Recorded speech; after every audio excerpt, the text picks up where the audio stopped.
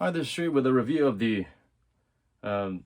T-Mac Adidas T-Mac 2 Retro Resto Mode. Yes, Resto Mode, I think that's the word they're going with. This is the St. Vincent St. Mary color. It weighs, for a size 9, it weighs about 497 grams, so it's not exactly the lightest shoe out there. This was a shoe worn by LeBron James when he was playing for St. Vincent St. Mary High School. He went there because he could have went to other good schools, but not the most competitive, not the most popular school in terms of attracting the scouts. But he went there because he wanted to help his friends, his friends who may not have gotten a chance to go to college. That's actually something that happened in Korea as well. A soccer star by the name of An Jong-hwan did the same thing. He wanted to help his friends go to the next level, go to college. So he went to a lesser-known college when he could have went to a more illustrious college himself. Because even though he gets a little less spotlight, he gets to help his friends and teammates along. So yeah, good star quality there for LeBron James. This, of course, you don't see the St. Vincent St. Mary or LeBron James logo or anything like that here because LeBron James failed to sign with Adidas. That's because a man, I believe his name is Sonny Vaccaro, he used to be very close with a lot of young basketball players, and he was the one who revolutionized the shoe game in terms of signing players early.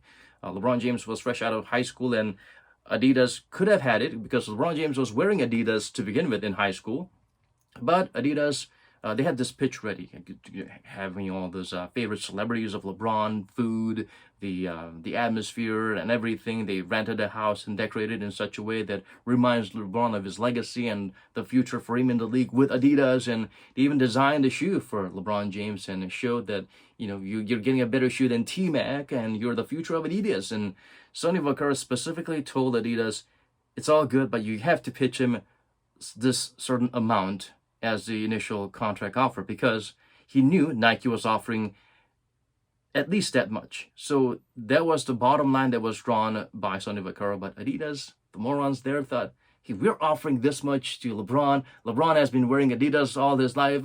We got this in the bag. We don't need to offer him that much. And they kind of took out a zero or really decreased the amount somewhat. So while LeBron was really hyped up and he was probably willing to sign with Adidas if they offered something near the ballpark of what Nike was offering, but because of that significantly lower amount of digits on the contract, he decided, nah. So that's the story, and the Resto Mod, restored and modified. I think that's the short form for this. Nike has a Pro Tro, and they have the Resto Mod. Neither words seem to be something that really rolls smoothly in your tongue or something that you want to promote, advocate for putting it in Webster's dictionary or anything like that.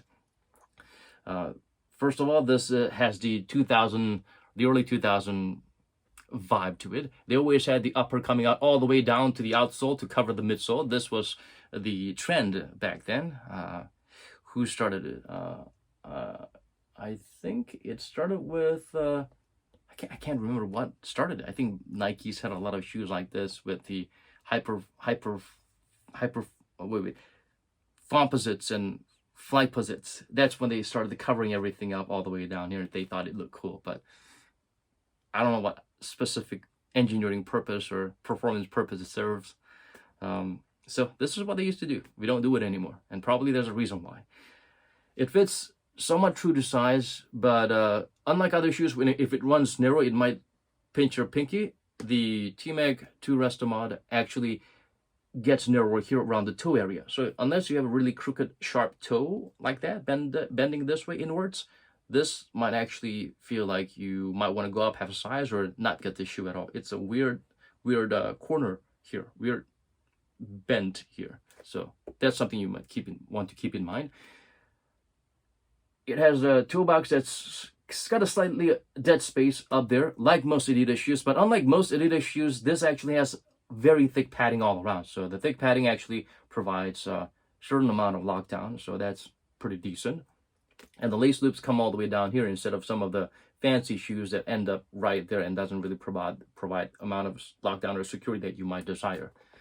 The padding is very thick all around. It's like a one-piece upper. There's a little elastic opening here, cut here, to let you open up the tongue a little bit to slide your foot in, but it's not exactly the most forgiving. not the worst, not as bad as the one-piece uppers like the next levels. The padding here is great, everything is great, but this part, when you're trying to scrunch your foot in the shoe quickly, it might get kind of rolled up and you might need to adjust your foot over and over again. So this, I think they could have done something a little bit different, like if it was sprouting out like that, like those elf shoes, tips and whatnot, or if it was higher like the hardened force, because this little part can be quite annoying if you lace it up and you start moving around. This is the kind of height that you have for super high top shoes on the Achilles area. They should be lower or just higher. So this is a very weird position there. You might find it irritating or annoying, but it's well padded, so still it might not be a big factor. The cushioning, the bounce cushioning is there. You can feel it. Compared to shoes like the T-Mac 3, which was as retro as the Adiprene, the same old lazy EVA cushioning that you can hardly feel, like the ones you feel in Crazy Quick, which is a great shoe except there's zero cushioning, or the Gil 01. So the bounce is something you can definitely feel. Even without the insole, you can feel the cushioning working softer than T-Mac 3 with the thick Ortholite insole. So that's how soft and cushy it is. And with the insole, which is sort of like an EVA material, but pretty thick, and it works nicely in tandem with the bounce. So overall, it feels like a mushier version of Lillard 2, if you remember that shoe. It had a very thick insole, and the bounce was something you could feel. It's lower to the ground, but mushier, slightly less shock absorption than the bounce from the Lillard 2. That's how it feels like. As for these little sharp angular edges, I was a little concerned that it might have that thud problem that you have in terms of landing, because it'll force your foot this way directly, like it's automatically forcing your foot to land flatly, even if you kind of pivot or take a first step on the edge of the heel, which is the biggest problem I had with the Kobe 9s. Very unnatural and very stressful sometimes for certain parts of your ankle. But thankfully, even despite this TPU plate, which acts as a midfoot shank and also to provide a certain level of shock distribution and stability there, it actually bends nicely because of the cushioning, so you don't feel that abrupt disruption as you move around. So it's got a smooth glide to it relatively. So this is not a problem. So that's good. It serves its purpose without hindering the smooth transition from heel to toe. The base is pretty wide, and like most T-Mac shoes, the outrigger, it's not sharp, but it actually is there to get the job done. The outsole pattern is sort of like herringbone, but it's a little bit of a modified herringbone because it's sort of like a wavy herringbone. It actually works better than the lazy copy-pasted herringbone we see in most Adidas shoes these days. So this is something that they might want to go back to. And yeah, this is a pretty decent shoe. The price point could go down a little bit. The bounce cushioning is a nice touch. Could be a little bit lighter, but definitely it lives up to its name of being a restored and modified version of the original T-Mac 2s.